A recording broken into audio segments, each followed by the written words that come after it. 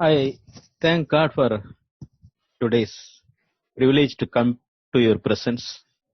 धन्यवाद देता हूँ परमेश्वर को कि मैं उसकी उपस्थिति में आज आ सकता हूँ। And even though this lockdown period, it is a great privilege to hear your word daily. कि इस लॉकडाउन के परिस्थिति में भी हम लोग हर रोज परमेश्वर की वचन सुन सकते हैं, ये भी एक सौभाग्य की बात है। You know our need, Lord. तू हमारे जरूरतों को जानता है परमेश्वर। Speak to us. In the name of Jesus we pray. Amen. हमसे आज बातें कर, प्रभु यीशु के नाम में प्रार्थना करते हैं, आमेन। I am thinking about God's voice. मैं सोच रहा हूँ आज परमेश्वर की आवाज के बारे में। So,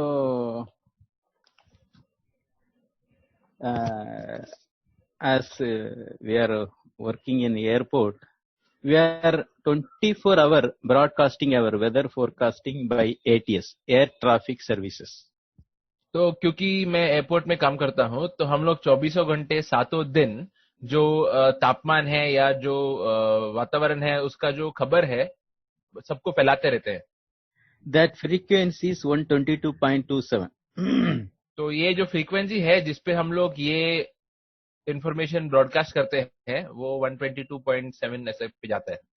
That pilot, when we tune that particular frequency, pilot will hear the weather messages.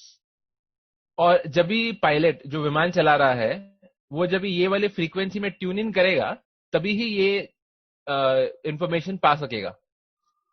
Like that, we have to tune our hearing to God's voice. तो उसी रीति से हमें भी हमारी जो सुनने की क्षमता है उसको ट्यून करना पड़ता है ताकि हम लोग परमेश्वर की आवाज को सुन सके। God always love to speak to his children. परमेश्वर बहुत ही इच्छा रखता है कि वो अपने बच्चों से बात करे। John chapter 10 verse 4, 14, 16, 27, Jesus told, "My sheep know my voice." यूहन्ना चैप्टर 4 उसमें वाक्य 27 में प्रभु यीशु कहते हैं कि मेरे जो भेड़ है, मेमने हैं, मेरी आवाज को पहचानते हैं। They know me and follow me. वो मेरे को पहचानते हैं और मेरा पीछा करते हैं। So when we know our Lord as sheep and our Father, we are allowed to hear his voice. Can you just repeat, brother? When we know the Lord is our shepherd, our Father, our friend, we love to hear his voice. तो जब भी हम लोग प्रभु को हमारे दोस्त, हमारे पिता, हमारे भाई के जैसे समझते हैं या जानते हैं, तो हम लोग को भी फिर मन आता है कि हम उसकी आवाज को सुने। God loves to speak to the man or woman who loves to listen. परमेश्वर भी उस व्यक्ति को सुनना पसंद करते हैं जो खुद भी सुनना पसंद करता है। Jesus, when preacher last, let them hear those who have ear to hear. कई बार हम लोग देखते हैं प्रभु यीशु जब प्रचार करते थे तो अंत में कहते थे कि जिसके पास कान है वो सुने। My dear brothers, please ask this question. Do we have ear to hear his voice? तो मेरे भाई और बहनों, यही प्रश्न मुझे खुद से भी और आपसे पूछना है कि क्या हमारे पास भी कान है परमेश्वर की आवाज सुनने के लिए? What is the real meaning of having ear? तो इसका मतलब क्या है कि हम लोग सच में कान पाए? Really, we have ears but not hearing. तो कई बार क्या होता है कि हमारे पास कान तो होते हैं लेकिन हम लोग सच में सुन नहीं रहे हैं। Its real meaning is we don't have time to hear his voice. इसका मतलब ये है कि हमारे पास समय नहीं है कि हम उसकी आवाज को सुने। We are busy with so many activities in life. हम लोग जीवन के बहुत सारे अलग अलग कार्यों में व्यस्त हैं। But even 5 minutes also we don't give to time to hear his voice. लेकिन 5 मिनट भी हम लोग निकाल के देते नहीं परमेश्वर की आवाज सुनने के लिए। Do you realize, my dear brothers and sisters? क्या तुम ये समझते हो मेरे भाई और बहनों? How much busy we are? हम कितने व्यस्त हैं? So, Psalms 94 verse 9. भजन संगीता 94 और उसमें 9। Now, 94:9. He who planted the ears, shall he not hear? He who formed the eye, shall not he see? जिसने कान को बनाया क्या वो खुद सुन नहीं सकता? जिसने आंखों को बनाया क्या वो खुद देख नहीं सकता? Yeah, he has planted ears in our body to hear his voice. उसने हमारे शरीर में भी कान की स्थापना की है ताकि हम सुन सकें। When we hear one's voice, then only we can have a fellowship with that person. तो जब भी हम लोग एक व्यक्ति की आवाज सुनते हैं तभी ही हम उसके साथ संगति रख सकते हैं। For improving our intimate fellowship, conversation is very, very important. तो हमारी संगति को बेहतर करने के लिए वार्तालाप बहुत ही जरूरी है। How many friends are there? They don't have they don't have conversation. ऐसे कितने दोस्तों के बारे में हम जानते हैं जो एक दूसरे से बात नहीं करते? How many husbands or wives are there without conversation? कितने ऐसे पति या पत्नियां हैं जो बात नहीं करते? So, intimate fellowship, conversation is very, very important. तो बहुत ही नजदीकी संगति के लिए वार्तालाप बहुत ही जरूरी है। So, we have to hear voice, very, very important. तो इसलिए हमें परमेश्वर की आवाज सुनना है और बहुत ही महत्वपूर्ण है। Sometimes it happens that we are coming and going to God and pray whatever need, like a big list, like a big bazaar, DMart list. We are giving list. Lord, I want this, I want this, my wife want this, my children want this. So many lists we are transmitting to God. कई बार जब भी हम लोग परमेश्वर के साथ प्रार्थना करते हैं परमेश्वर की ओर, तो हम लोग वार्तालाप नहीं कर रहे हैं, बस एक पर्ची लेके जा रहे हैं जिसमें हमारी सारी मांगे हैं हमारे और हमारे परिवार की, और वो मांगे उसके सामने रख देते हैं जैसे हम कोई दुकान में खरीदारी करने गए हैं। Yeah, so many times no, we do this mistake. तो कितनी बार हम लोग ये गलती कर बैठते हैं? We don't wait for His voice. हम लोग उसकी आवाज के लिए रुकते नहीं हैं। We do not listen His voice. हम लोग उसकी आवाज की ओर सुनते नहीं। Simply going and telling these things and coming. सिर्फ हम लोग जाते हैं, हमारी मांगों को सामने डालते हैं उसके और आ जाते हैं। In TV, two things are there. TV में भी दो चीज रहते हैं। One is transmitter and receiver. एक को कहते हैं ट्रांसमीटर, दूसरे को कहते हैं receptor. So our transmitter only works when we go to God. लेकिन हमारे जीवन में जब भी हम लोग परमेश्वर की ओर जाते हैं तो हमारा बस ट्रांसमीटर ही चलता है। Receiver is not working. हमारा रिसीवर नहीं चलता।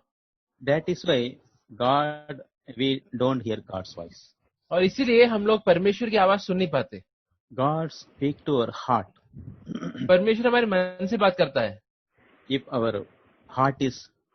we keep our heart is clear conscience. यदि हम लोग हमारे हृदय को और हमारे विवेक को शुद्ध रखें। So my dear brothers and sisters, whatever obstruct God's voice, please remove, repent. तो भाई और बहनों, यदि ऐसी कोई भी चीज है जो परमेश्वर की आवाज आने से रोक रही है तो उसको सीधे कर दो या सही कर दो। Yes. John 10:3 says, He calls by name. यूहन्ना 10:3 में लिखा है कि वो नाम से पुकारता है। God wants to speak to us personally. He calls our name, my dear brothers and sisters. तो मेरे भाई और बहनों, परमेश्वर हमारे नाम से हमें बुलाता है क्योंकि वो हमसे आपसी रीति से बात करना चाहता है। In Genesis 1:8, God early in the cool of the day came to that garden and asked, Adam, where are you? उत्पत्ति के शुरुआत में भी हम लोग देखते हैं कि कैसे शाम के समय पे परमेश्वर बगीचे में आते हैं और आदम का नाम लेकर उसको पुकारते हैं और पूछते हैं कि तू कहाँ पर है। So God is so interested to speak to us. तो परमेश्वर इतनी दिलचस्पी रखता है कि वो हमसे बात करे। God speak through His words. परमेश्वर उसके शब्दों के जरिए या उसके वचन के जरिए हमसे बात करता है। That is why we are more privileged, brothers and sisters, to hear His voice daily in the church. इसलिए हम लोग बहुत ही सौभाग्य है कि आजकल हम लोग हर रोज उसकी आवाज सुन सकते हैं कलीसिया के द्वारा। God speaks as friend, परमेश्वर एक दोस्त के जैसे बात करता है, as a father, ऐसे पिता के जैसे बात करता है, as a teacher. एक शिक्षक के जैसे बात करता है. So that is the blessing, my dear brothers and sisters. तो ये एक बहुत ही आशीष की बात है भाई और बहनों. Man shall not live by bread alone, but by every word that proceeds from the mouth of God. मनुष्य सिर्फ रोटी के ऊपर ही नहीं जिएगा, लेकिन वो हर एक शब्द के ऊपर जिएगा जो परमेश्वर के होठों से निकलती है. Why Jesus compared God's word as a bread? तो क्यों प्रभु यीशु ने परमेश्वर के वचन को रोटी से तुलना किया? How long will you live without food? कितने समय तुम बिना भोजन के रहोगे? We cannot live for a long time. हम लोग ज्यादा समय नहीं जी पाएंगे. Do you feel like that God's word also? Without God's word, I cannot live. क्या यही मनोवृत्ति हमारी परमेश्वर की वचनों की ओर भी है कि उसके वचन के बिना मैं ज्यादा समय जी नहीं पाऊंगा? Are we eating God's word daily? क्या हम लोग हर रोज परमेश्वर के वचनों के ऊपर खा रहे हैं, वचनों को खा रहे हैं? Do we love to hear God's word? क्या हम लोग को पसंद है उसकी वचन सुनना? Then God will speak, my dear brothers and sisters. तो फिर परमेश्वर हमसे बात करेंगे भाई और बहनों. Psalms 94 verse 12. भजन संगीता 94 उसमें वाक्य 12. Blessed is the man whom you instruct, O Lord. बहुत ही आशीषित है वो व्यक्ति जिसको तू शिक्षण देता है परमेश्वर. So, getting instruction from God is a blessed thing. तो परमेश्वर की ओर से प्रशिक्षण पाना एक आशीष की बात है. God will direct us. वो हमारे मार्गदर्शन करेगा. God will correct us. हमें सुधारेगा. It is the very privilege, my dear brothers and sisters. तो एक सौभाग्य है की बात है भाई और बहनों. Keep your heart pure. अपने मन को शुद्ध रखो. Keep your conscience clear. अपने विवेक को शुद्ध रखो. Whenever God tells some sin in our life, immediately acknowledge Him, repent, and ask forgiveness to God. यदि परमेश्वर कोई पाप को हमें दिखलाएगा तो तुरंत उसको कबूलो और परमेश्वर से माफी मांगो. Then God's voice is very sweet and interesting, my dear brothers and sisters. और फिर हम लोग पाएंगे कि परमेश्वर की आवाज बहुत ही मधुर और दिलचस्प है. May God bless us. Amen. परमेश्वर में आशीष करे. आमीन.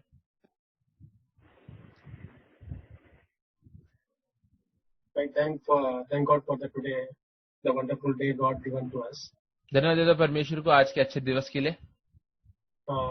I just want to read from Matthew chapter 5 verse 10. मैं मती चैप्टर 5 वाक्य 10 पढ़ना चाहता हूँ. मती 5 उसमें वाक्य 10. Blessed are those who are persecuted for righteousness' sake, for there is the kingdom of heaven. Verse 10, right? Yes. धन्य हो तुम जब मनुष्य मेरे कारण झूठ बोल बोलकर तुम्हारा विरोध में सब प्रकार की बुरी बात कहें. So we are living the Christian life today. Brother voice is not proper. We are living Christian life today. तो हम लोग आज एक ईसाई के तौर पे जी रहे हैं. In our Christian life, we are not suffer for righteousness' sake. I cannot claim that I am Christian. तो यदि मैं अपने जीवन में प्रभु के लिए दुख नहीं ठा रहा हूँ धार्मिकता के लिए, तो मैं बोल नहीं सकता कि मैं एक सच्चा ईसाई हूँ. So, because God given the wonderful the commandment, I have to obey for all the commandment. क्योंकि परमेश्वर ने इतने बढ़िया आदेश दिए हैं, तो मुझे वो आदेशों का पालन करना है. So I have to obey. Whenever I am obeying, I need to suffer in my soul. I so in spirit in my body. तो जब मैं पालन करूंगा इन आज्ञाओं का, तो इसके पालन करने की प्रक्रिया में मैं दुख उठाऊंगा मेरे आत्मा में, प्राण में और शरीर में. The righteous. Voice was not clear. Still not clear. It comes up in the later half. In the earlier half, it's very low, like as if you are speaking from a distance. Still not clear. Yeah, better. Okay. Yeah. In my Christian life, what I want to convey that if I don't have any suffering, if I don't have any the troubles or problem due to righteousness, then I cannot inherit the kingdom of God. तो मैं ये कहना चाहता हूँ, इस वचन के अनुसार यदि परमेश्वर की आज्ञाओं का पालन करते समय मैं कोई भी तरीके की दुख नहीं उठा रहा हूँ धार्मिकता के लिए, तो हो सकता है कि मैं परमेश्वर के राज्य में प्रवेश नहीं करूं। So I no need to compare with others because they are not in righteousness, but they are claiming they are righteous. But in their life there is no problem, there is no difficulty. तो यदि मैं देखूं कि कोई और ईसाई हैं जो बोल रहे हैं कि वो लोग धार्मिकता की खोज में है लेकिन उनके जीवन में कोई कठिनाई नहीं, तो उनका ऊपर न्याय मुझे नहीं करना है। That's why Jesus also mentioned that your the standard should be above of the earthly people or the religious people. एक जगह पे प्रभु यीशु ने कहा है कि तुम्हारे जीने का जो स्थान है, जो सिद्धांत है, वो जो फरीसी है उनसे भी ऊपर होनी चाहिए। So even the God, we read in Deuteronomy chapter 14 verse 2. तो व्यवस्था विवरण में जाएंगे 14 उसमें 2, व्यवस्था विवरण 14 उसमें 2। You have been set apart as holy to the Lord your God, and He has chosen you from all the nations of the earth to His own special treasure. क्योंकि तू अपने परमेश्वर यहोवा के लिए एक पवित्र समाज है और यहोवा ने तुझको पृथ्वी भर के समस्त देशों के लोगों में से अपनी निज संपत्ति होने के लिए चुन लिया है। So it is clearly mentioned that I should not partaken with the or I should not bind with the unbeliever. I should not have a partnership with the unbeliever. तो इससे मैं ये समझता हूँ कि मुझे अन्य अविश्वासियों के साथ ज्यादा घुल मिलना नहीं है, उनके साथ एक समान कोई भी तरीके जोड़ में नहीं रहना है। Because God separated me from the world. क्योंकि परमेश्वर ने मुझे इस दुनिया से अलग किया है। So I cannot say that I should not live in the world. तो मैं ये तो नहीं कह सकता कि इस दुनिया में मुझे जीना नहीं है। Because God, Jesus mentioned there is so many trouble in the world, but I overcome. क्योंकि प्रभु यीशु कहते हैं कि इस दुनिया में इतने सारे अलग अलग कठिनाइयां थे, लेकिन सभी के ऊपर मैंने जय पाया है। So even when we know that the king Balak, Moab king, he called the prophet Balaam. तो हम लोग जानते हैं पुराने करार में ये घटना के बारे में, जहाँ पे राजा बालाक ने जो नबी था बलाम उसको बुलाया। He asked him to curse the Israel people. उसने कहा कि तुम जो यहूदियां हैं उनको श्राप करो, श्राप दो। So when he was in the mountain, he see the Israel people how they are living. तो जब वो चट्टान के ऊपर था बालाम और वो नीचे देख रहा था यहूदियों के ऊपर जहाँ पे लोग रह रहे थे, तो लोग वो देख रहा था वो किस रीति से रह रहे हैं। We read Numbers chapter 23 verse 9. गिनती में जाएंगे चैप्टर 23 वाक्य 9। गिनती चैप्टर 23 वाक्य 9। I see them from the cliff's top. I watch them from the hills. I see a people who live by themselves, set apart from other nation. चट्टानों की चोटी पर से वे मुझे दिखाई पड़ते हैं, पहाड़ियों पर से मैं उनको देखता हूँ। वो ऐसी जाति है जो अकेली बसी रहेगी और अन्य जातियों से अलग गिनी जाएगी। So this is the testimony, the witness is given by Balaam. तो ये गवाही बालाम ने यहूदियों के बारे में दी। So I have to set apart from the unbeliever. I have to set apart from I should not want to partnership, or I should not want any friendship. I should not want any fellowship. तो मुझे भी खुद को अलग रखना है अविश्वासियों के साथ। ऐसा नहीं होना चाहिए कि मैं बहुत ही उत्सुक रहता हूँ अविश्वासियों की दोस्ती और उनके गहरी संगति के लिए। So God separated because without holy we cannot see the God. क्योंकि परमेश्वर ने हमें अलग किया है और वो चाहता है, क्योंकि वो जानता है कि बिना पवित्रता के हम लोग परमेश्वर को भी देख नहीं पाएंगे। Because I am he also mentioned I am holy. He mentioned, the God also mentioned. क्योंकि परमेश्वर भी कहता है कि तुम पवित्र रहो क्योंकि मैं पवित्र हूँ। So even our body is the temple of God. तो हम लोग जानते हैं कि हमारा जो शरीर है वो परमेश्वर का मंदिर है। We read in 1 Corinthians chapter 3 verse 17. पहला कोरिन्थियों चैप्टर 3:17 में जाएंगे। पहला कोरिन्थियों chapter 3:17। If anyone destroys God's temple, God will destroy him. For God's temple is holy, and you are the temple. यदि कोई परमेश्वर के मंदिर को नाश करेगा तो परमेश्वर उसे नाश करेगा, क्योंकि परमेश्वर का मंदिर पवित्र है और वो तुम हो। So this is what in my life I have to ensure that in my heart is the temple of God. तो मुझे भी ये बात का निश्चय करना है कि मेरा शरीर परमेश्वर के मंदिर के समान मैं रख रहा हूँ, Because God is not dwelling in the building or something place. क्योंकि परमेश्वर एक बाहरी इमारत में नहीं रहता, But God wants to dwell in my heart, in my body. लेकिन परमेश्वर चाहता है कि वो मेरे हृदय में, मेरे शरीर में वास करे. So that's why we have to be in all the three places: spirit, soul, body. It should be blameless. इसलिए हमारे जीव के तीनों भाग में, आत्मा, प्राण, शरीर में हमें निर्दोष रहना है. So I even know one verse in Revelation chapter 18 verse 4. तो प्रकाशित वाक्य 18 उसमें 4 में जाएंगे. प्रकाशित वाक्य 18 उसमें 4. Revelation chapter 18 verse 4 and 5. 4 और 5. Come out of Babylon, my people. Do not take part in her sin, or you will be punished along with her. For the sins are piled as high as heaven, and God is ready to judge for her crimes. फिर मैंने स्वर्ग से किसी और का शब्द सुना कि हे मेरे लोगों, उसमें से निकल आओ कि तुम उसके पापों में भागी ना हो और उसकी विपत्तियों में से कोई तुम पर ना आ पड़े, क्योंकि उसके पाप स्वर्ग तक पहुंच गए हैं और उसके अधर्म परमेश्वर को स्मरण आए हैं. So the Babylon is like a world. तो यहाँ पे बबीलोन का जो संस्था है वो एक दुनिया को दर्शाता है. So I should not partake. I have to come out from that people. तो मुझे भी ध्यान रखना है कि मैं इसमें शामिल ना हो, मुझे इसमें से बाहर आना है. Even I don't want to partake of their sins. मुझे उनके पापों में भाग नहीं लेना है. So otherwise I will be punished. I will be the severe punishment in hell. नहीं तो फिर उनके दंड में भी मैं शामिल हो जाऊंगा और उनके साथ नरक में जाऊंगा. So that is what the God also mentioned several times in we have to be set apart. We should not partake. इससे कई बार हम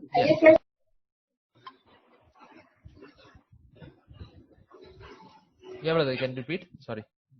So that is why God several times mentioned we should not mingle with the unbeliever. We should not have any the relations, the spiritual or something. I should not have the core relationship with the unbeliever people. इसलिए परमेश्वर हमें बार बार चेतावनी देता है कि हम खुद को अलग रखें अविश्वासियों के साथ, और मुझे भी ध्यान रखना है कि मैं बहुत ही गहरी संबंध नहीं रखूं अविश्वासियों के साथ. So we read clearly. We also read last week 2 Corinthians 6 chapter 6 verse 17 and 18. तो हम लोग दूसरे कोरिन्थियों चैप्टर 6 वाक्य 17 और 18 में जाएंगे. दूसरा कोरिन्थियों चैप्टर 6 वाक्य 17 और 18.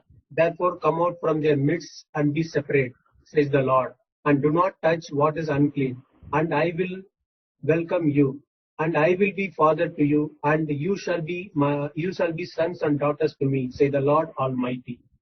इसलिए प्रभु कहता है कि उनके बीच में से निकलो और अलग रहो और अशुद्ध वस्तुओं को मत छुओ, तो मैं तुम्हें ग्रहण करूंगा और तुम्हारा पिता होऊंगा और तुम मेरे बेटे और बेटियां होंगे, और सर्वशक्तिमान प्रभु परमेश्वर का वचन है.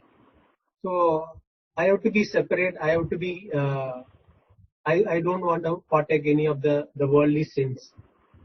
तो मुझे भी अलग रहना है, मुझे दुनिया के पापों में शामिल नहीं होना है.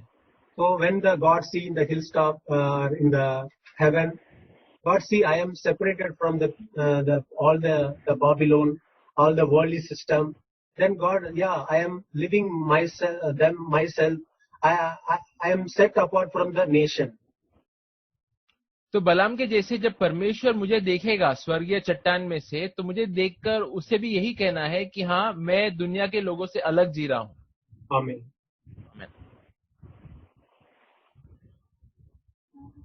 Praise God. One of the things which I really encouraged for the past few weeks and months in the lockdown is that once we started having this live church every day online, I'm very encouraged throughout the day, and I'm feeling more and more energized spiritually. I remember in the book of Acts, the believers used to meet every day in Solomon's colonnade, and they used to share each other's testimony. They used to break bread. They used to pray together. It used to be very encouraging all the time. And I hope once the lockdown ends also, I get enough opportunity to meet the online church also. And one more thing which I remember, which I am encouraged by the Lord is, I realized the Christian life is all about listening to the Holy Spirit and obeying the Holy Spirit every day. It's not about just praying or reading the Bible or doing some things or obeying some commands. No. I need to know the Bible so that I know the mind of the Holy Spirit. But I need to know the Holy Spirit and Jesus and the Father more than ever through His Word and through His Holy Spirit. So every day, from beginning till night, when I get up, I ask God for Holy Spirit, and the Holy Spirit will guide me in a manner. He'll tell me, do this, do that. I just have to do that. I don't have to worry about whether I'm becoming like Jesus or not more and more. I have to have the desire, but I don't have to worry or be anxious about it. The Holy Spirit will guide me. And how do I come to know? Once I just ask the Holy Spirit, Lord, I want you to lead me, the Holy Spirit will lead me automatically. I don't have to worry if the Holy Spirit is leading me or not. And even if I trip up and fall or make a mistake, immediately I have to get up, ask God for the blood of Jesus to cleanse me, and the Holy Spirit will fill me again. And the more I obey the Holy Spirit, the more the Holy Spirit will fill me day by day, moment by moment. I don't even have to worry about being filled with the Holy Spirit also. Because if I obey the Holy Spirit will cover one more room in my heart. The more I yield to the Holy Spirit, the more the Holy Spirit will occupy one more room in my heart, more and more. So this is what I've been really encouraged, and I hope that I continuously get it. And one verse which I was very encouraged is the same verse which I always quote in Isaiah 40 chapter 40 verse 31. But they that wait upon the Lord shall renew their strength. They shall mount up with wings like eagles. They shall run and not be weary. They shall walk and not faint. Praise God. Amen.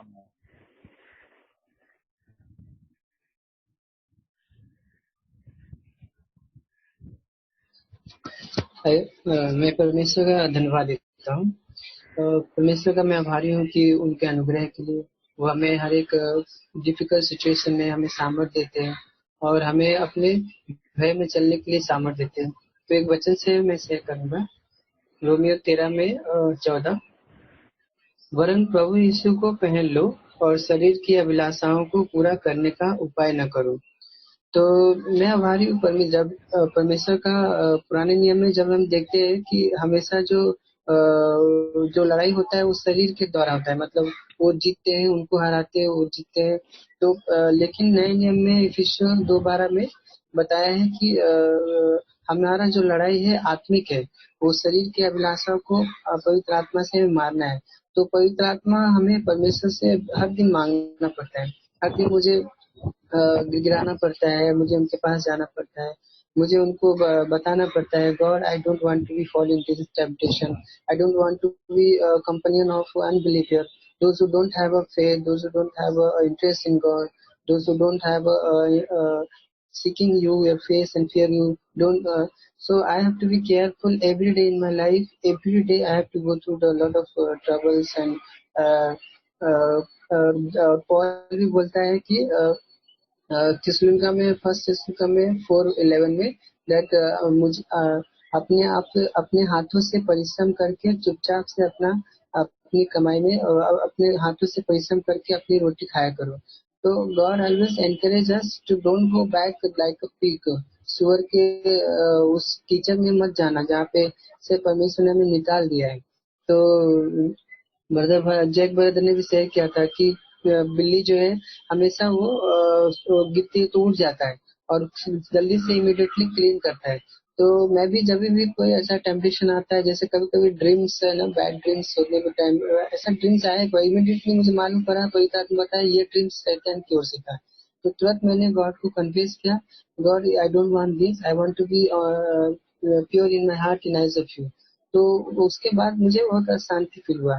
इन दिनों जो continue meeting zoom से हो रहा है, बहुत encourage हो रहा है कि मुझे बहुत सारी बातों में नम्र होना है, बहुत सारी बातों में मुझे सीखना है। तो परमेश्वर हमेशा जीवन के आखिरी सांस तक हमें परमेश्वर में सीखते सीखते हमें मसीह में बनते बनते हमें एनकरेज करता है पवित्र आत्मा। तो मैं आभारी हूँ, जैसे परमेश्वर ने बताया कि I the Lord search the heart. तो हमेशा परमेश्वर हमारे हृदय को देखते रहते हैं, हमारे कॉन्शियस, हमारा थॉट्स, हमारा डीड्स, तो मैं भी बहुत डरता हूँ कि मैं जो कर रहा हूँ, जिस हाथ से मैं कुछ कर रहा हूँ, ये गलत है या सही, कि मैं आंखों से जो सोच देख रहा हूँ या परमेश्वर नजर में सही है नहीं।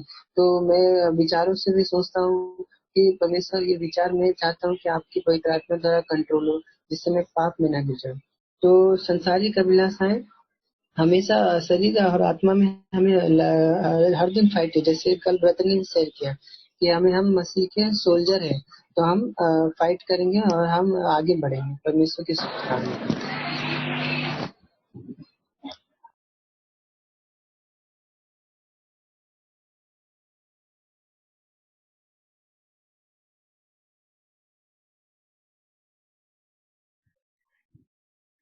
Brothers and sisters, the opportunity for you to share briefly what God is speaking to your heart, and can share the word briefly, and how God is changing you and teaching you so many things.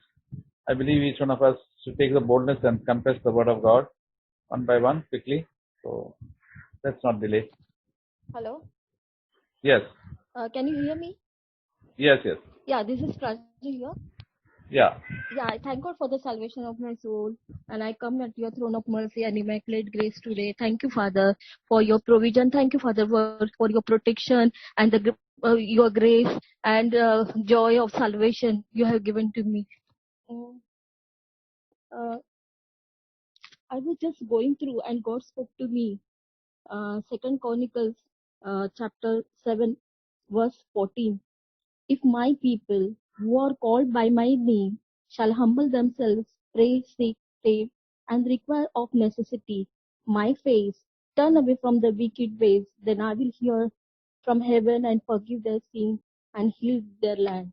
Because God has given us already one promise, and all promises are yes and amen in the name of Jesus. Whatever is mentioned in Bible is true. All His promises we should claim every day. Like Psalms 92, 12 till 15. God has promised us one day, one promise. The uncompromisingly righteous shall flourish like a palm tree, belong lived stately, upright, useful, and fruitful. They shall grow like a cedar in Lebanon, majestic, stable, durable, and incorruptible. Planted in the house of our Lord, they shall flourish in the courts of our God. Growing in grace, they shall bring forth in old age. They shall be full of sap of spiritual vitality, rich in grandeur of trust, love, and contentment. They are living memorials to show that Lord is upright and faithful to His promises. He is my rock, and there is no unrighteousness in Him. We have to claim this promise every day, because see, Jesus said that He is the vine and we are His branches. And we have been given authority, heavenly authority we can demonstrate on this earth. And we can claim every day. We have to break all the curses. We have to break all the, unwanted things. And we have that authority. We have to exercise that authority. Because Jesus said very clearly that I am the vine and you are the true, you are the branches. I am the true vine. So this promise, every day we have to pray. And as brothers say, that our body is a holy temple of God. So we have to exercise that. This is an exercise for us, and we have to do it every day. And God said He doesn't want to see us, He don't want to see us sad and unhappy. We are privileged people, and we have that authority. So it is in our hand. But God says, we have to turn away all our wicked ways and unwanted things. So that is, we have to practice it every day. This is applicable to everyone, including me. So I thank God for everything, whatever He has done in my life, and I give Him all the glory, honor, and praise. Thank you, Lord. Thank you, Jesus. Amen. Amen. So I was reading the book of John. We all know the story which is mentioned, the healing in the womb. We all know that that man was for almost 38 years, and then he saw Christ. He started crying and he said, "God, I want to know this is what the problem is." So Jesus saw and Jesus asked him that, "Do you want to get healed?" And he said, "Yes." Immediately when Jesus said that, "Pick up your mat and walk." But then, it says that it was the day he was healed was Sabbath, and the Jews were against it. So they started asking the man who was healed, who was the it is against the law to pick your mat and to move. But then he says, the man who healed me told me to do it. Then later on, he moves on from there, and the Jewish people start searching for Jesus. And then it says in the verse that in verse John chapter 5 verse 13 that for Jesus, the man who was healed had no idea who it was, but Jesus has slipped away into the crowd that was there. So, but this was I was thinking about it that Jesus healed this man, but he was not satisfied. I mean, like that was not the only thing what Jesus always wanted to do. Because the later verse which says, later Jesus found him at the temple and said to him. So when it says found him, it is I feel it is very obvious that Jesus was looking for him, because there was something very important and healing that Jesus wanted to tell that man, which is written in the verse 14 of John chapter 5. It says, later Jesus found him at the temple and said to him, see, you are well again. Stop sinning, or something worse may happen to you. So miracle was one thing, but the most important thing, that Jesus later on went to temple and found that man. He found him and he told him this, see, you are well again. Stop sinning, or something worse may happen. So this is the message that God spoke to me. Amen. Yeah, brothers, don't take time. Come quickly and share. Sisters also. Just 1 minute, 2 minutes. I thank God for this opportunity He has given me. So I was encouraged by the words which God has spoken to me. I'd like to share. It's a practical practical thing which I saw, and God spoke to me. See, what you think? This is what I am going to answer for that. So as we know that lockdown is going on, and the government has said that all the shopkeepers to open, you can open except the salon and spa. So I day before yesterday I just went out and saw there was like all the shops were open and people were like gathering everywhere. There was no rules followed. One by one they were pushing and going in front and buying things. So I was just thinking like what the government and what the police are doing. Is this the rules we are going to be as a Christian? Is this am I also going to be following the same?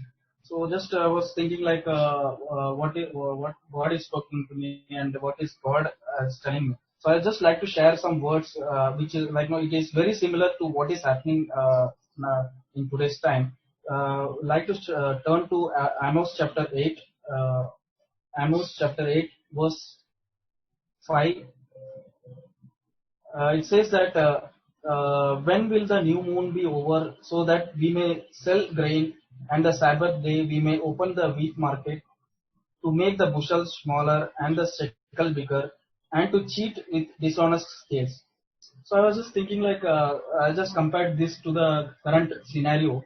Like the people who are closed, who have closed their shops for a long time, and whatever the stocks they are keeping, it is just getting ruined. So now as soon as the government has announced like okay we can open the shops from this time to this time, they are just removing all the stocks, whatever the old stocks are there, and they are ready to give in a very discounted offer or whatever the price people are wanting. So that is what to make bushels smaller. Bushel means the stock which is stored in the markets. So they are just making it empty so that it will not get into the loss, and the shekel bigger. So they want to make profit out of whatever the amount is coming. So the stock these are the worldly person and worldly what the people are currently doing now. Like whatever the stocks are there, they don't see whether if you are selling the old things, what will happen to the people and what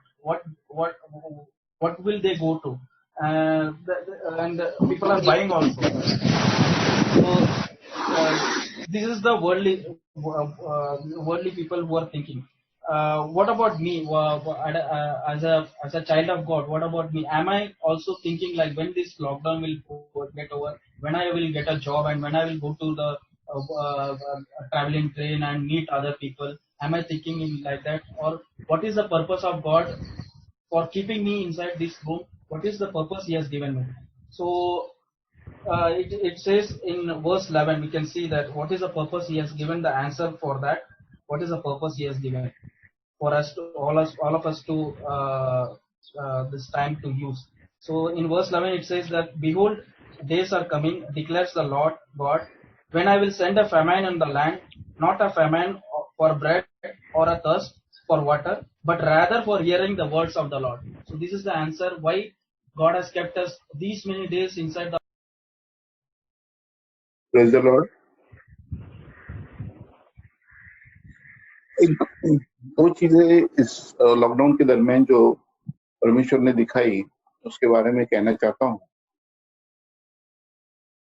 परमेश्वर ने मनुष्य की जो निर्मित करी थी आदम और ewe की, उस समय उसने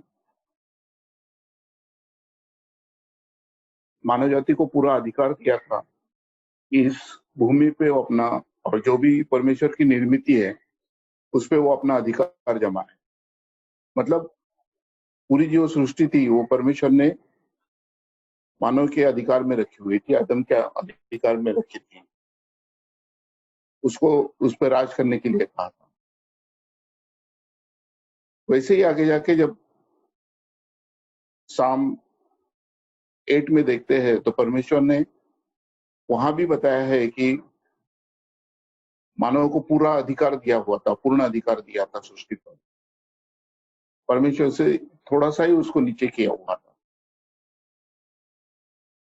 फिर भी आज की यदि हम परिस्थिति देखते हैं तो पूरी मानव जाति हतबल हुई है, निराश हुई है, हताश हुई है, और ऐसा लग रहा है कि मानो उसका कोई सहारा नहीं। मगर हम जो मसीह लोग हैं, जो विश्वासी लोग हैं, जो चुने हुए लोग हैं, उन पे उनके लिए एक भरोसा है जो परमेश्वर ने हमें दिया है। जीसस ने यूहन्ना चैप्टर 10 में क्रूसीफाई होने के पहले कहा था अपने शिष्यों से कि शैतान जो आता है वो नाश करने के लिए और घात करने के लिए आता है, मगर मैं आया हूँ अपनी शांति आप देने के लिए आया हूँ। और वाकई यदि वो शांति हमने पा ली है तो कितना भी कठिन समय क्यों ना हो, हम उसमें से पार जा सकते हैं। हालांकि जो अधिकार परमेश्वर ने हमें दिया था वो हम ही ने खो दिया। यदि शैतान के चंगुल में नहीं फंसते, हम पाप नहीं करते, और हमारे में जो पाप के लिए आकृष्ट होने का जो नजरिया है उस पे हम यदि विजय पा सकते थे। मैं एदन की बात कर रहा हूँ। यदि वहीं पे शैतान से हम शैतान के बातों से आकृष्ट नहीं होते, जैसे परमेश्वर ने कहा था कि मैंने जीवन और मृत्यु ऐसे 2 फल रखे हुए और तुम जीवन चूज कर लेना, मगर वो मानव से नहीं हुआ। उसने जो फल नहीं खाने का था वो खा लिया। परमेश्वर ने इमीडिएटली ईदन से हमें निकाल दिया और वो जो जीवन वृक्ष था उसको सिक्योर कर लिया। मगर वही जीवन वृक्ष जो है यीशु के रूप में हमें दे दिया, और उसने कहा कि जो मैं मार्ग, सत्य और जीवन हूँ, जो मेरे पीछे चलेगा वो स्वर्ग का राज पाएगा, परमेश्वर का राज पाएगा। और आज इस परिस्थिति में हमारे लिए यही सब कुछ है, क्योंकि जैसे ही हमने पाप किया हमने बहुत सारी बातों में मुकर गए। एक तो परमेश्वर का जो डायरेक्ट रिलेशन था उसको मुकर गए थे। हमारे यदि हम देखते हैं कि ईडन गार्डन में एडम ने जैसे ही उसको परमेश्वर ने पूछा तुम कहाँ हो, तुमने फल खाया क्या, तो आदम ने अपने को जस्टिफाई करने की कोशिश की कि मैंने खुद ने नहीं खाया, तो जो स्त्री तूने मुझे दी उसने मुझे कहा और मैंने खाया। इसका मतलब आपस का जो उसका रिश्ता था वो भी ब्रेक हो गया था। और जो आपस का रिश्ता ब्रेक हो गया उसके बाद में हम देखते हैं कि खुद के ऊपर भी, मतलब खुद के नजर में भी आदम गिर गया। उसको बाद में पछतावा हुआ होगा कि मैंने क्या कर दिया, मगर तब तक ये समय निकल चुका था। तो ये जो सब चीजें हुई थी वो जीसस ने आके रिस्टोर करी हुई है, और वो कहता है कि मार्ग, सत्य और जीवन मैं हूँ, यदि तुम मेरे पीछे चलोगे तो ये जो सब चीजें हुई है, जो 3-4 चीजें हुई है उसपे मैं वो पार ले जाऊंगा और पार ले जाने का अधिकार मुझे ही है। तो ये जो पीरियड अपने को मिला हुआ है, दुनिया कितनी भी दुख में गिरी हो, निराशा में गिरी हो और कुछ भी हुआ होगा, फिर भी हमारे लिए परमेश्वर एक जिंदा परमेश्वर है और उस पे यदि हम विश्वास करते हैं तो हम हर परिस्थिति से पार जा सकते हैं। Thank you Jesus.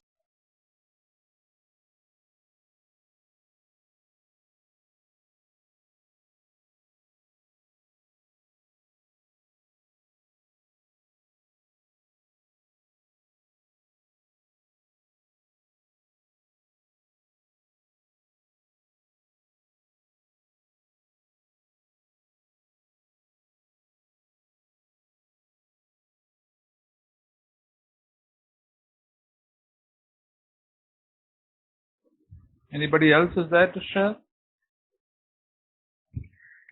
गवाही देना चाहता है? Praise the Okay, Lord, then. sir. Yes. Sir, I'm Sudeep. Who's Is that? my voice clear, sir? Okay, Sudeep. Yes, yes.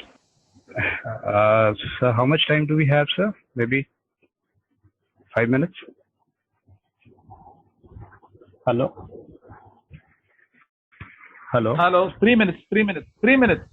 Okay, sir. Sir, should I have a word of prayer, please?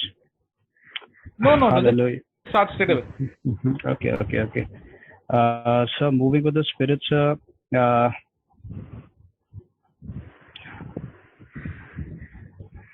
Now, according to the words that we have heard now, God leads me to say that we are the children of God. When we understand this fact, when we totally get into it, like God has given us the armor, the full armor, and the second aspect is the truth. The first aspect is the truth. In Ephesians 6, we read that our loins are girt with the truth of the kingdom of heaven. The truth of the kingdom of heaven, when we get inside of it, and like in the chapter of Ephesians, the first chapter, where we read that He's chosen us before the foundation of the world to be holy and without blame.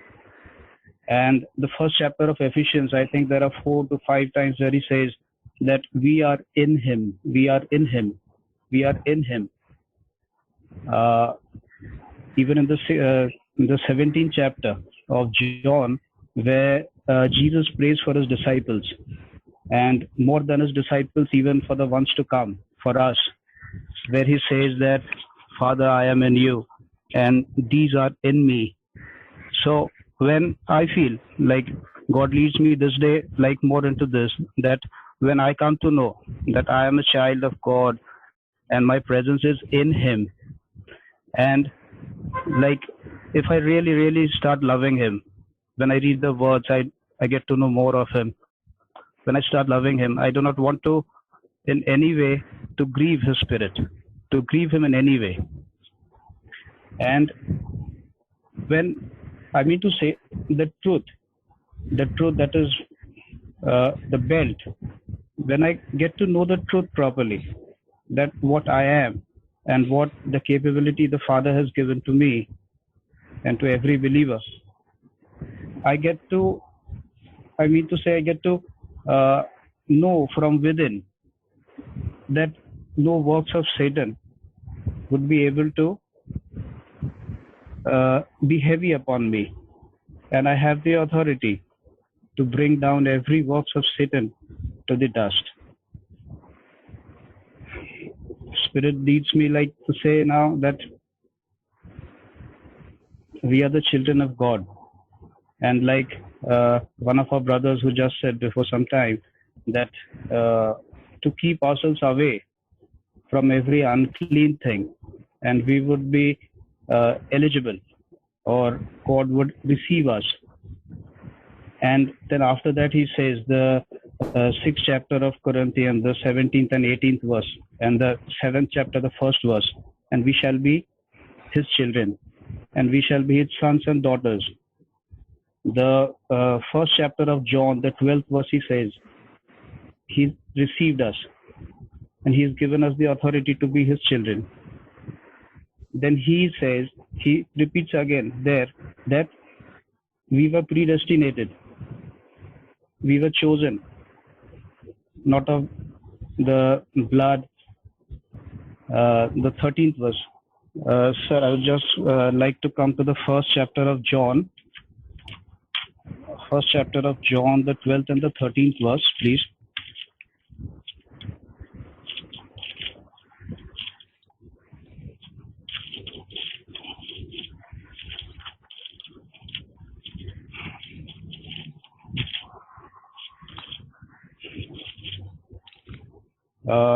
Here John says, but as many as have received him, to them gave he power to become the sons of God, even to them that believe on his name, which were born not of blood, not of the will of the flesh, not of the will of man, but of God. Hallelujah. I love these verses so much. Like it is it is the authority that the Father has given to us. And our love, like everything depends on like how much actually I love the Father. As much as I read the word, as much as I am in his presence, my love towards him like gets more and more. I get to know him more. I know his mind, I know his ways. I get to know him more, and I do not in any way like to displease him. And he's made me like to be authority. Like just before some time, one of our brothers says, the Genesis 1st chapter, the 27th verse, he's given us authority over everything that is upon this land, this earth. And we are victorious. And surely, sir, God is with us. Thank you so much, sir. Thank you so much for this opportunity. God bless you, sir. Amen. Amen.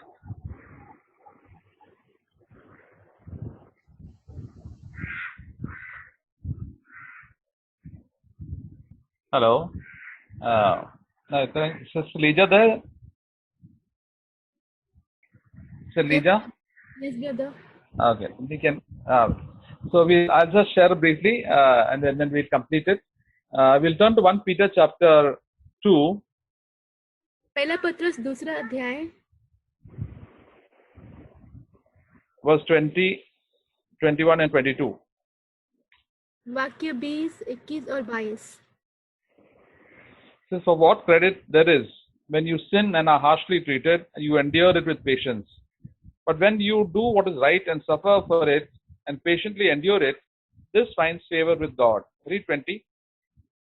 20वां वाक्य, क्योंकि यदि तुमने अपराध करके घूसे खाए और धीरज धरा तो उसमें क्या बड़ाई की बात है, पर यदि भला काम करके दुख उठाते हो और धीरज धरते हो तो यह परमेश्वर को भाता है. Verse 21 says, for you have been called for this purpose, since Christ also suffered for you, leaving you an example for you to follow in his steps, who committed no sin, and nor was any deceit found in his mouth. 21 और 22 वाक्य, और तुम इसी के लिए बुलाए भी गए हो, क्योंकि मसीह भी तुम्हारे लिए दुख उठाकर तुम्हें एक आदर्श दे गया है कि तुम भी उसके चिन्ह पर चलो, न तो उसने पाप किया और न उसके मुंह से छल की कोई बात निकली. So verse 21 was a verse coming to me early in the morning, that the Lord is speaking that God has called us for this purpose in verse 21 to follow in his steps.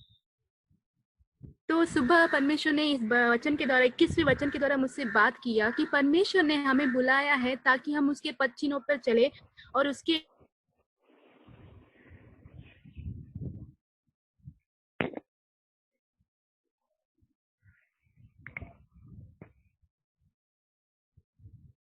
Hello. Hello hello hello brother, you are not audible. Hello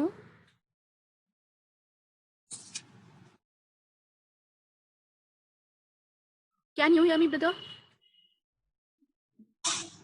hello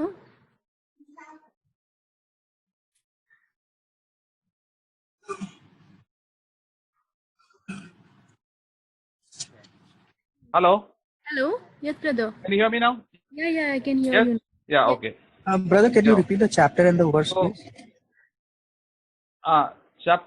First Peter chapter 2, verse 20, 21, and 22. Thank you, brother. Okay. So this is the purpose that God has called us, यही उद्देश्य है परमेश्वर में हमें बुलाने का, to follow in His steps. ताकि हम उसके पद चिन्ह का पीछा कर पाए. See, the Lord has called us from darkness into His life and made us His own children. परमेश्वर ने हमें अंधकार से ज्योति की ओर बुलाया ताकि हम उसके संतान बन सके. But after becoming His children, we have to follow every day in His own steps. और उसके संतान बनने के बाद हमें प्रतिदिन उसके पद चिन्ह के पीछे चलना है, पदों के. And what does it mean to follow in His own footsteps? उसके पद चिन्हों के पीछे चलने का अर्थ क्या है? In 1 John chapter 2, पहला verse यूहन्ना 6, दूसरा 6 वाक्य.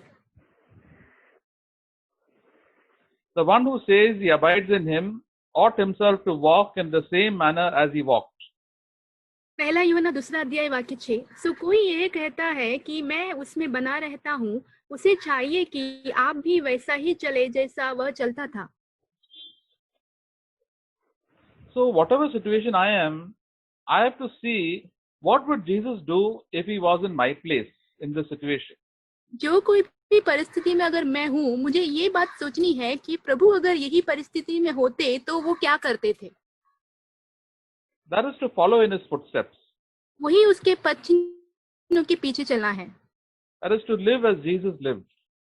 जैसे मसीह जिए थे वैसे हमें जीना है. That I have to do day in and day out. वो हमें दिन और रात हमेशा करते रहना है. Till the last day of my life. हमारे जीवन के अंत तक हमें करना है वो. Whatever the situation is. कोई भी परिस्थिति क्यों ना हो, Good or bad. अच्छा हो या बुरा हो, There is lockdown or no lockdown. Lockdown हो या लॉकडाउन ना हो, The Holy Spirit will share, I will hear the voice of the Lord, as we heard. We hear the voice of God speaking to us. फिर हम परमेश्वर की आवाज सुनेंगे जो हमसे बातें करेगा. God's voice can be heard only by His children. जो परमेश्वर की जो आवाज है, परमेश्वर की संतान ही सिर्फ सुन सकते हैं. And if I listen, ask God to speak to me, definitely He'll speak to me in every situation. अगर हम परमेश्वर की कहेंगे कि प्रभु मुझसे बातें करो, तो हर एक परिस्थिति में परमेश्वर हमसे जरूर बातें करेंगे. In every small situation of life. कोई छोटी सी परिस्थिति क्यों ना हो जिंदगी के. And I will really know the presence of God with me. परमेश्वर की जो उपस्थिति में अपने जीवन में अनुभव कर पाऊंगा. Jesus did not have a good time in this world. यीशु मसीह का इस दुनिया में अच्छा वक्त नहीं था. We heard that if we suffer for righteousness, we'll have to suffer. We'll be persecuted by people. हमने सुना कि जब हम धार्मिकता में चलते हैं तो लोग हमें सताएंगे और हमें बहुत सारे क्लेश उठाने पड़ेंगे. So what shall I do when I'm facing hardships and difficulties? तो मुझे क्या करना है जब मैं बहुत सारी कठिनाइयों का, बहुत सारी समस्याओं का सामना करूंगा. The Lord will tell us exactly what to do. परमेश्वर हमसे करेंगे कि हम सच में क्या करना चाहिए. That's why it says, verse 21 of 1 Peter chapter 2. पहला पत्र दूसरा अध्याय 21वां वाक्य. और तुम इसी के लिए बुलाए भी गए हो. Since Christ, yes. Since Christ has called, you have been called for this purpose, since Christ also suffered for you, leaving you an example. तो पहला पत्रस दूसरा अध्याय 21वां वाक्य. और तुम इसी के लिए बुलाए भी गए हो क्योंकि मसीह भी तुम्हारे लिए दुख उठाकर तुम्हें एक आदर्श दे गया है. See, Christ, we are not followed Christ how to heal people, how to preach and to teach and to evangelize. Christ has called us to follow Him when we are suffering, because He also suffered. मसीह ने हमें इसीलिए नहीं बुलाया कि हम लोगों को चंगाई देते फिरे या तो फिर कोई अच्छा प्रचार करते रहे और बहुत अच्छे अच्छे प्रभु के काम करें। मसीह ने हमें इसलिए बुलाया है कि जैसे जैसे उन्होंने इस संसार में आकर दुख उठाए, वैसे ही हमें भी संसार में दुख उठाना है, उनके पीछे चलना है। So when we go through suffering in our own life and we are somebody insults us or we are in financial difficulty or in sickness, and God will tell us, the Lord Jesus will tell us how to behave because He is our good shepherd. जब हम ये दुख उठाते हैं, कोई हमें निंदा करता है, कोई हम बीमारी से गुजरते हैं, कोई समस्या से गुजरते हैं, तो परमेश्वर के पास हम जाएंगे तो परमेश्वर हमें सिखाएंगे कि ऐसी परिस्थिति में हमें क्या करना है। The only thing we have to do is to follow Him, and then we will not commit any sin. As it says in 22, who committed no sin. तो एक ही बात जो है हमें करना है वो है उसके पीछे चलना है और कोई पाप में हमें नहीं गिरना है, जैसे 22वें वाक्य में लिखा हुआ है। And there was no deceit found in His mouth. वहां पे लिखा हुआ है और उसके मुंह से छल की कोई बात ना निकली। When we follow the Lord in difficult situation, then I will never tell lies and I will not commit any sin. जब मैं प्रभु के पचिनों पे पीछे चलूंगा तब मैं अपने जीवन में कोई छल की बात नहीं करूंगा और कोई पाप नहीं करूंगा। And verse 23 says, when somebody shouts at you or scolds you, you will not scold back in return, and I will not threaten other people. तो ये 23वें वाक्य में लिखा है कि अगर तुम्हें गाली दे, तुम्हें कुछ कुछ बुरा बोले, तो मैं उसको उल्टा जवाब नहीं दूंगा और उसको धमकी भी नहीं दूंगा। But what we should do in verse, but we kept entrusting himself to him who judges righteously. तो उसमें लिखा हुआ है पर अपने आप को सच्चे न्याय के हाथ में सौंपता था। So what we have to do is we have to do the right thing and commit all these problems, our problems, to the hands of the Lord, and God will take care of it. हमें क्या करना है, सही चीज करना है और जो भी हमारी समस्याएं, जो भी बातें हैं, वो परमेश्वर के हाथों में छोड़ना है ताकि परमेश्वर हमें बताए कि क्या सही करना है हमें। So we face a lot of suffering because we do God's will. हम बहुत सारे मुश्किलों का सामना करते हैं क्योंकि हम परमेश्वर की इच्छा को पूर्ण करने की कोशिश करते रहते हैं। And we want to do the right, though everybody around us wants to do the wrong thing. जब हम अच्छी चीज करना चाहते हैं तो जो लोग हमारे इर्द-गिर्द हैं वो लोग गलत चीजें करना चाहते हैं। When we want to do the right thing, we want to follow the Lord. The world does not like it because they want to enjoy the things of this world. जब हम परमेश्वर का पीछा करना चाहते हैं, अच्छी चीजें करने चाहते हैं, तो ये जो लोग जो हमारे इर्द-गिर्द जो दुनिया है वो अच्छी चीजें नहीं करना चाहता, परमेश्वर के पीछे नहीं चलना चाहता।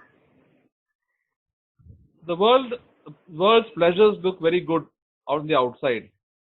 जो संसार की आनंद की बातें हैं बाहरी रूप से बहुत ही अच्छे लगते हैं। Eating, drinking, and making a lot of making merry. और खाना पीना, बहुत आनंद मनाना। But after that, what happens? People go into all sorts of sin and evil. तो उसके बाद क्या होता है, लोग बहुत सारे बुराइयों में गिरते हैं और बहुत सारे पाप में गिर जाते हैं। Especially immoralities. खास करके अश्लील कामों में। And then fighting and quarreling starts. फिर झगड़ा और एक दूसरे के साथ झगड़ा और लड़ाई करना शुरू हो जाता है। And hatred. और फिर नफरत आना शुरू होता है। That is why the Lord tells us, see, don't fall into the temptation of this world. They seem to enjoy themselves, but at the end of it is all sin. इसलिए परमेश्वर कहते हैं कि इस संसार की लुभावनी बातों में मत पड़ो, क्योंकि पहले तो वो आनंद देगा, फिर बाद में तुम बहुत सारे पापों में गिर जाओगे। You suffer like anything if you follow all that. ये सब का तुम पीछा करोगे, तुम बहुत कष्ट उठाना पड़ेगा तुम्हें। If you walk in my footsteps, you will not do the wrong thing. It'll go better and better with you. अगर तुम मेरे पच्छिनों का पीछा करोगे, तुम गलत चीज नहीं करोगे और तुम्हारे साथ अच्छा और भला होता जाएगा। Verse 20 says, for what credit is there if you do if when you sin and are harshly treated, you endure with patience? 20 वाक्य में लिखा है, पर यदि भला काम करके दुख उठाते हो और धीरज धरते हो तो यह परमेश्वर को भाता है। क्योंकि यदि तुम possible for us to do the wrong thing. Yeah. क्या ये हो सकता है बुरा काम करे? So it is possible for us to do the wrong thing and then we have to bear the blame for it. We suffer for it. तो ये हो सकता है कि हम बुरी बातें करके उसका जो दोष है अपने ऊपर लेके उसके लिए दुख उठाओ. If you talk angrily, then we also suffer for it. अगर तुमने गुस्से से बात की तो उसके लिए हमें दुख उठाना पड़ता है. If we don't do our work properly, then our boss will shout at us and we will get a bad remark or we may get dismissed from a job. अगर तुमने गलत किया तो तुम्हारा बॉस जो है तुम्हें काम से निकाल सकते हैं, तुम्हें चिल्ला सकते हैं. If you come late, then the office will mark you late and will cut your 1 day salary. अगर तुम दफ्तर में लेट जाते हो तो ऑफिसर जो है वो तुम्हारे एक दिन की सैलरी को कट कर देते हैं. This is when believers do the wrong thing and they suffer for it. तो इसी ऐसे ही जो विश्वासी हैं गलत काम करते हैं फिर उसका दुख उठाते हैं. But when you do the right thing, that is take a stand for the Lord and do the right thing and not compromise with your friends and your relatives, then they will exclude you and they will not help you at all in your in any way in your life. तो जब तुम परमेश्वर के वचनों पे चलते हो, जो सही काम है वो करते हैं और दूसरे लोगों के साथ मेल मिलाप नहीं करते, तो जो बाकी जो तुम्हारे दोस्त है तुम्हारे चारों तरफ रहने वाले हैं, तुम्हें कोई भी मुश्किल में वो तुम्हारा साथ नहीं देते. And then what we have to do in that situation, we have to patiently endure it till God will answer it. तो तुम्हें उस परिस्थिति में क्या करना है, उसे आखिरी तक सहन करना है जब तक परमेश्वर तुम्हें उत्तर ना दे. Many of us have faced a lot of difficulty because we do not compromise with our friends and our relatives. हम बहुत सारे लोग बहुत दुख उठाते हैं क्योंकि हम अपने रिश्तेदारों के साथ, हमारे दोस्तों के साथ उस बातों में मेल मिलाप नहीं करते. Because we follow Christ, we have to say no to our friends and our relatives. हम मसीह का पीछा करते हैं, इसलिए हमें कभी कभार हमारे दोस्तों को, हमारे रिश्तेदार को मना करना पड़ता है. And because of that, you'll have to suffer. और उसी वजह से हमें दुख उठाना भी पड़ता है. Some people don't get their share of their property. किसी लोगों को अपने जायदाद में हिस्सा नहीं मिलता. Sometimes the relatives don't come to your house for your wedding or a children's wedding. कभी ऐसा होता है कि तुम्हारे रिश्तेदार तुम्हारे घर पे नहीं आना चाहते तुम्हारे बच्चों के शादी में. And sometimes your friends will harass you and for taking a stand of Christ, for Christ. और कभी कभी तुम्हारे दोस्त है जो तुम्हें सताते हैं क्योंकि तुमने परमेश्वर में खड़ा होने का निर्णय लिया है. But this is the normal behavior of these people and this is what we should expect every day. तो ये जो भी उनका बर्ताव है एकदम साधारण है, वो इसकी अपेक्षा हमें हर दिन करना ही है. Let us look at Jesus always. We must follow in his footsteps and look at Jesus every day, and then we will not get disappointed because then we will have fellowship with the Lord. हमें यीशु मसीह की ओर देखना है ताकि हम कभी भी निराश नहीं हो जाए और इस परमेश्वर की ओर बढ़ते चले. Verse 25 says, chapter 2 verse 25, for you were continually straying like sheep, but now you have returned to the shepherd and guardian of your souls. पहला पत्रस 2 अध्याय 25वें वाक्य, क्योंकि तुम पहले भटकी हुई भेड़ों की नाई थे पर अब अपने प्राणों के रखवाले और अध्यक्ष के पास फिर आ गए हो. See, God, the Lord Jesus is, we are the sheep of the Lord Jesus. हम यीशु मसीह के भेड़ हैं. And we are supposed to follow the shepherd. और हमें यीशु मसीह जो हमारा चरवाहा है उसका पीछा करना है. But right, as written over here, the sheep sometimes stray away. कभी-कभी हम देखते हैं कि भेड़ जो है दूसरे मार्गों में भटक जाते हैं. We think that sheep sees that is good for me, that is good for me. The shepherd is saying to us toward the wrong path, we think, and then we suffer for it. और फिर भेड़े ये सोचते हैं कि जो मार्ग मैंने चुना है वही सही है, जो चरवाहा जो कहता है वो सही नहीं है, इसके लिए हम उसके लिए दुख उठाते हैं. फिर बाद में We follow after the worldly people. हम इस संसारिक लोगों का पीछा करते हैं. And all worldly believers. और सारे संसारिक जो विश्वासियों के पीछे करते हैं हम. Most of the believers in this world have become so worldly. और बहुत सारे विश्वासी जो है इस दुनिया के उस बहुत संसारिक बन चुके हैं. And most of the churches have become so worldly. और जो बहुत सारी कलीसियां हैं वो भी संसारिक बन चुके हैं. And many times we think that they are having a very good time and they are enjoying themselves. बहुत बार हम ये सोचते हैं वो बहुत अच्छा समय बिताए हैं, वो बहुत आनंद में हैं, But when we go after them, we find that there's nothing there, and we also suffer for it. और जब उनके पीछे हम जाते हैं फिर हमको पता चलता है कि वैसे कुछ भी नहीं है, फिर हम उसमें दुख उठाते हैं। But then what we should do, we should return to the shepherd and the guardian of our souls. फिर हमें क्या करना है, हमारा जो रखवाला है, हमारा जो चरवा है, उनके पास हमें फिर लौट आना है। Even when we go astray, the Lord's eyes are always on us. जब भी हम परमेश्वर को छोड़ के दूर चले जाते हैं तो भी परमेश्वर की आंखें हमेशा हम पर लगी रहती है। He always wants us to come back. वो हमेशा चाहते हैं कि हम वापस आ जाएं उनके पास। Even though we have lost a lot of time and effort and energy, He always wants us to come back, and He wants to have fellowship with us.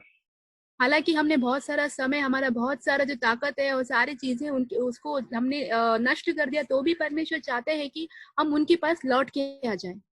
He knows us. वो हमें जानते हैं। He has called us by name. उन्होंने हमें अपना नाम लेकर पुकारा है। It is such a wonderful thing, as we read in the John chapter 10. He knows your name. जैसे कि हमने पढ़ा यूहन्ना का अध्याय 10वां अध्याय में, वो हमें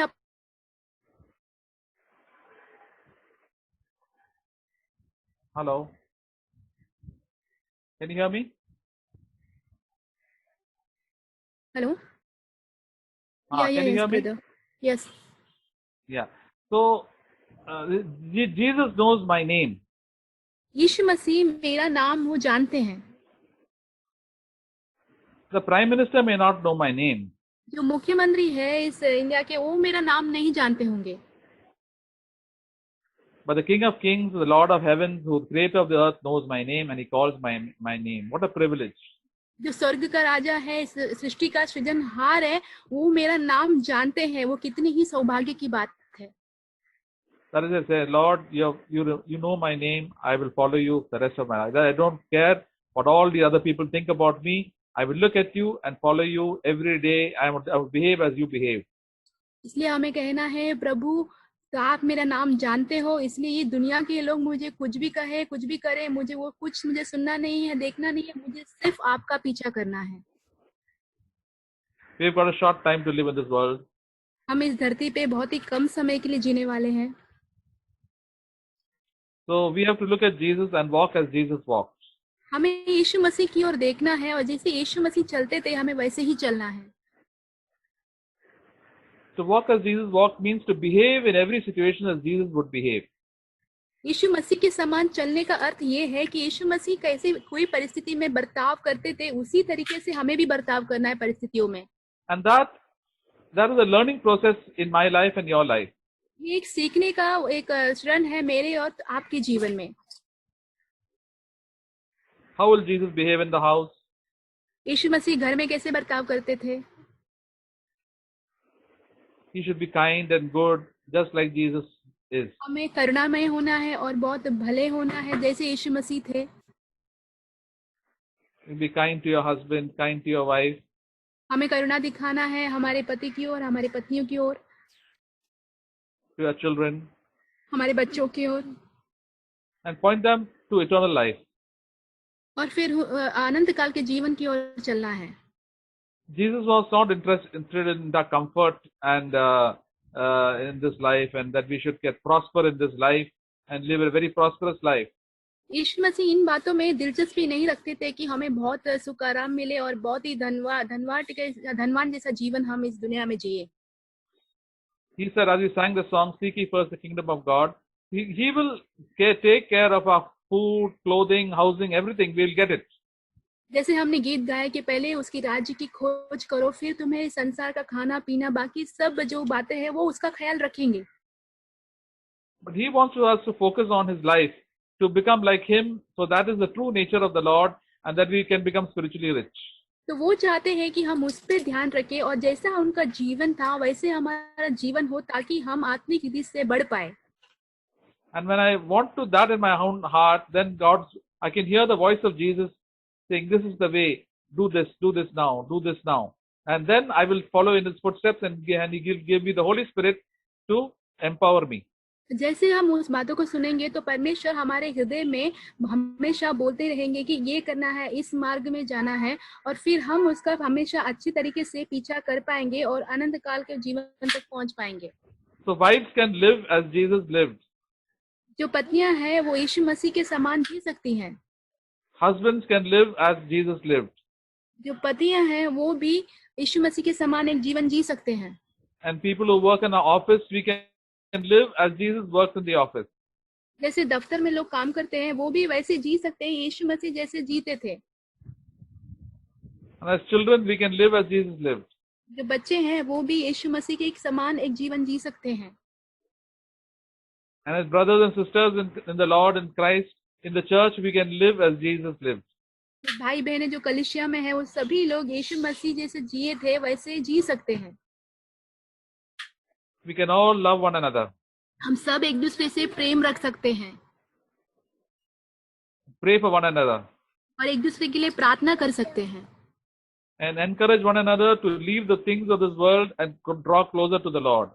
और एक दूसरे को प्रोत्साहन कर सकते हैं कि संसार की बातों को छोड़कर परमेश्वर की ओर करीब हो जाए। That is the function of the true church of God. यही एक कार्य है सच्ची कलीसिया की।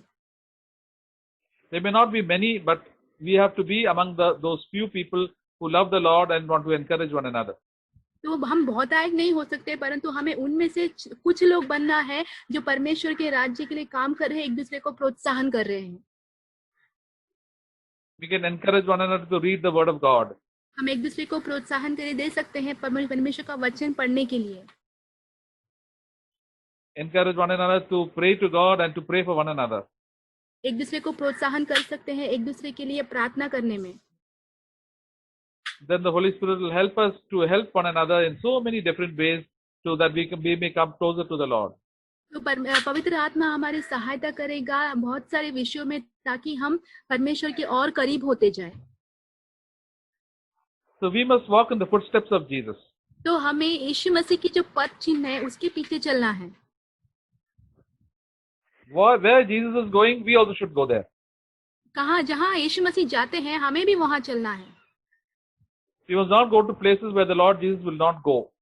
हमें उन जगहों पे नहीं जाना है जहाँ पे यीशु मसीह जाना नहीं चाहते। I want to go where the friends of Jesus go. हमें वो जगह पे जाना है जहाँ पे यीशु मसीह के दोस्त जाना चाहेंगे। I don't want to go to the enemies of Jesus. हमें यीशु मसीह के जो दुश्मन है उनके साथ नहीं जाना है। So what a wonderful privilege is, brothers and sisters, to follow the Lord Jesus. हमें इतना सौभाग्य की बात है कि प्रभु यीशु मसीह का पीछा करने का एक मौका हमें मिला है। We must be alert because what happens, the devil is always wanting to take us away from his presence. तो हमें हमेशा चौकन्ने रहना है क्योंकि शैतान चाहता है कि हमें हमेशा परमेश्वर की संगति से अलग कर दे। But the Holy Spirit is always there to warn us and to draw us close back to Him. तो पवित्र आत्मा जो है हमेशा हमें चौकन्ने करते हैं और वो बोलते हैं कि परमेश्वर के हमेशा करीब होते जाओ। So let us pray, brothers and sisters. तो हम प्रार्थना करें भाइयों बहनों। Heavenly Father, thank you, Lord, for your rich word. परमेश्वर आपको धन्यवाद करते हैं आज के वचनों के लिए। Dear Lord, help us to draw near to you. परमेश्वर हमारी सहायता करो कि हम आपके करीब हो जाएं And to hear your sweet voice towards us. और आपकी जो मधुर वाणी है हम वो सुन पाए प्रभु। Thank you, Lord, that you call us by your name. By our name. परमेश्वर आपको हम धन्यवाद करते हैं कि आप हमें नाम लेके पुकारते हैं। That we may follow you and live as you lived. और हम आपका पीछा करें और आप जैसे जिए वैसे हम जिए। We want to leave all our earthly attractions and earthly relatives and friends. हमें छोड़ना चाहते हैं संसार की सारे बातें, संसार के जो हमारे रिश्तेदार सबको हम छोड़ना चाहते हैं प्रभु। And follow you and be in the company of godly people. और आपकी पीछा करना चाहते हैं और अच्छे लोगों की, धार्मिक लोगों की संगति में रहना चाहते हैं प्रभु। Thank you, Lord, for the encouragement. परमेश्वर आपको धन्यवाद देते हैं प्रोत्साहक शब्दों के लिए। Thank you, Lord, for these days of grace. परमेश्वर इस अनुग्रह के दिनों के लिए आपको धन्यवाद करते हैं। We pray, Lord, for this lockdown that you will do a work in each one of our own lives. हम प्रार्थना करते हैं लॉकडाउन में प्रभु हम हर एक की जिंदगी में आप कार्य करते जा रहे हैं। And change our bad habits and bad nature. और हमारे बुरे स्वभाव और बुरे जो बर्ताव है उसे आप बदल रहे हैं प्रभु। Thank you, Lord. We believe that you will do it. हम आपको धन्यवाद देते हैं प्रभु, आप ऐसा ही करोगे। We pray, Lord, for this lockdown, for the disease, Lord, that it will be controlled in the name of Jesus Christ. हम प्रार्थना करते हैं प्रभु ये जो बीमारी जो फैली हुई है यीशु मसीह के नाम पे वो नियंत्रण में आ जाए. We pray for all the poor people of our city and country that they may be able to get back to their jobs. हम प्रार्थना करते हैं सारे गरीब लोग जो हमारे देश में है वो सबको उनके काम में वापस जाने का मौका मिल पाए प्रभु. Have mercy, Lord, upon our country. हमारे देश के ऊपर अब दया करो प्रभु. We thank you, Lord, for healing our brothers and sisters, Lord, who are sick, and you have brought them back to you. परमेश्वर धन्यवाद करते हैं जो भी भाई बहने जो बीमार थे उनको आपने चंगाई दिया उनको वापस लौटाए. धन्यवाद प्रभु. Strengthen them, dear Lord. परमेश्वर को धन्यवाद देते प्रभु. Thank you, Father. In Jesus' name we pray. परमेश्वर धन्यवाद पिता यीशु मसीह के नाम से.